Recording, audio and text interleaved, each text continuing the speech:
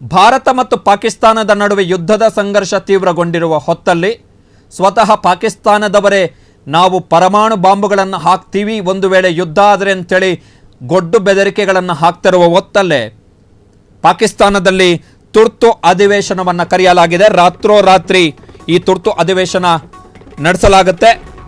ನಾಳೆ ಸಂಜೆ ರಾತ್ರೋರಾತ್ರಿ ಈ ತುರ್ತು ಅಧಿವೇಶನವನ್ನು ಕರೆಯಲಾಗಿದೆ. ನಾಳೆ ಸಂಜೆ 5 ಗಂಟೆಗೆ ಪಾಕಿಸ್ತಾನದ ಸಂಸತ್ತಿನ ತುರ್ತು ಅಧಿವೇಶನ ನಡೆಯಲಿದೆ. ಪಾಕಿಸ್ತಾನದ ಅಧ್ಯಕ್ಷ ಆಸಿಫ್ ಅಲಿ ಜರ್ದಾರಿ ಅವರು ಈ ತುರ್ತು ಅಧಿವೇಶನವನ್ನು ಕರೆದಿರುವಂಥದ್ದು. ಇದರ ಜೊತೆಗೆ ಇವತ್ತು ಪಾಕಿಸ್ತಾನದ ಇಂಟೆಲ್ ಸರ್ವಿಸ್ ಇಂಟೆಲಿಜೆನ್ಸ್ ISI ಏನಿದೆ ಅದರ ಸಿಬ್ಬಂದಿ ಜೊತೆಗೆ ಪಾಕಿಸ್ತಾನದ ಪ್ರಸಾರ ಖಾತೆಯ ಸಚಿವರು ಇಬ್ಬರು ಕೂಡ ಇವತ್ತು ಪಾಕಿಸ್ತಾನದ ಸರ್ವ ಪಕ್ಷಗಳಿಗೆ ಭಾರತದ ಜೊತೆಗಿನ ಸಂಘರ್ಷದಲ್ಲಿ ಏನೆಲ್ಲ ಡೆವಲಪ್ಮೆಂಟ್ ಆಗಿದೆ, ಏನೆಲ್ಲ ಬೆಳವಣಿಗೆಗಳಾಗಿದೆ ಎನ್ನುವುದರ ಬಗ್ಗೆ ಮಾಹಿತಿಯನ್ನು ಕೊಡಲಿದ್ದಾರೆ.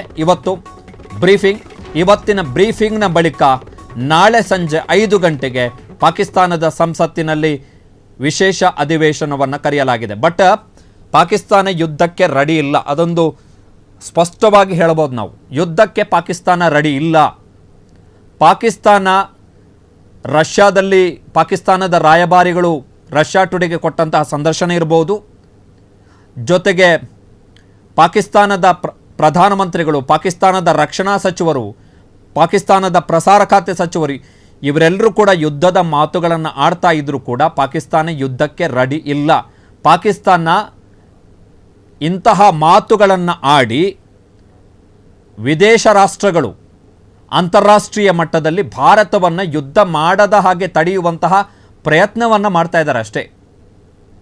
ಬೆದರಿಕೆಯ ರಣತಂತ್ರ ಇದು. ಹುಲಿ ಬಂತು ಹುಲಿ ಕತೆ ಇದು. ಯುದ್ಧ ಮಾಡಲಿಕ್ಕೆ ಪಾಕಿಸ್ತಾನಕ್ಕೂ ಇಷ್ಟ ಇಲ್ಲ. ಅವ್ರಿಗೆ ಬೇಕಾಗಿರುವಂಥದ್ದು ಯಾರಾದರೂ ಬಂದು ಯುದ್ಧವನ್ನು ತಪ್ಪಿಸಲಿ ಅಂಥೇಳಿ. ಸೊ ಆ ಯುದ್ಧವನ್ನು ಹೇಗೆ ತಪ್ಪಿಸಲಿಕ್ಕೆ ಸಾಧ್ಯ ಅಂತ ಹೇಳಿದ್ರೆ ಪಾಕಿಸ್ತಾನದವರ ಲೆಕ್ಕಾಚಾರದ ಪ್ರಕಾರ ನಾವು ನ್ಯೂಕ್ಲಿಯರ್ ಬಾಂಬ್ ಹಾಕ್ತೀವಿ, ಕ್ಷಿಪಣಿಯನ್ನು ಉಡಾಯಿಸ್ತೀವಿ, ನಾವು ಯುದ್ಧಕ್ಕೆ ರೆಡಿ ಇದ್ದೀವಿ, ಜಿಯೋಪೊಲಿಟಿಕಲ್ ಸಮಸ್ಯೆಗಳು ಸೃಷ್ಟಿಯಾಗ್ತದೆ, ಅಶಾಂತಿ ನಿರ್ಮಾಣ ಆಗ್ತದೆ, ಜನನಿಬಿಡ ದೇಶಗಳಾಗಿರೋದರಿಂದ ಸಾವು ನೋವಿನ ಸಂಖ್ಯೆ ಆಗತ್ತೆ.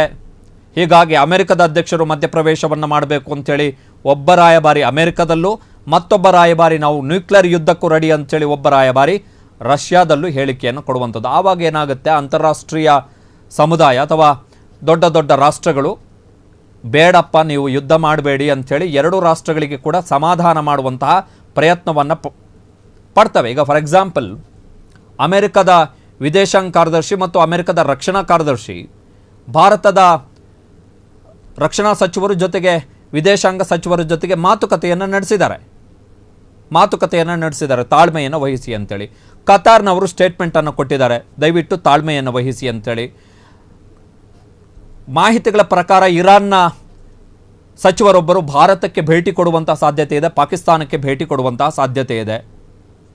ತಾಳ್ಮೆಯಿಂದ ಇರಿ ಅಂಥೇಳಿ ನಮಗೆ ಸಲಹೆಯನ್ನು ಕೊಡಲಿಕ್ಕೆ ಯಾರ ಪರವಾಗಿ? ಪಾಕಿಸ್ತಾನದ ಪರವಾಗಿ. ಪಾಕಿಸ್ತಾನ ಬಯಸ್ತಾ ಇರುವಂಥದ್ದು ಅದನ್ನು, ಯಾರಾದರೂ ಮಧ್ಯಪ್ರವೇಶ ಮಾಡಿ ನಮ್ಮ ಮೇಲೆ ಆಗಬಹುದಾದಂತಹ ದಾಳಿಯನ್ನು ತಪ್ಪಿಸಲಿ ಅಂಥೇಳಿ ಇವರ ಬಯಕೆ. ಅದಕ್ಕೋಸ್ಕರ ಈ ಎಲ್ಲ ಸ್ಟೇಟ್ಮೆಂಟುಗಳನ್ನು ಪಾಕಿಸ್ತಾನದವರು, ಈ ಸಭೆ ಸ್ಟೇಟ್ಮೆಂಟುಗಳು, ನಾವು ಕ್ಷಿಪಣಿ ಪ್ರಯೋಗ ಮಾಡಿದ್ದೀವಿ, ಇವೆಲ್ಲವೂ ಕೂಡ ಸಂಚಿನ ಭಾಗಗಳಷ್ಟೇ.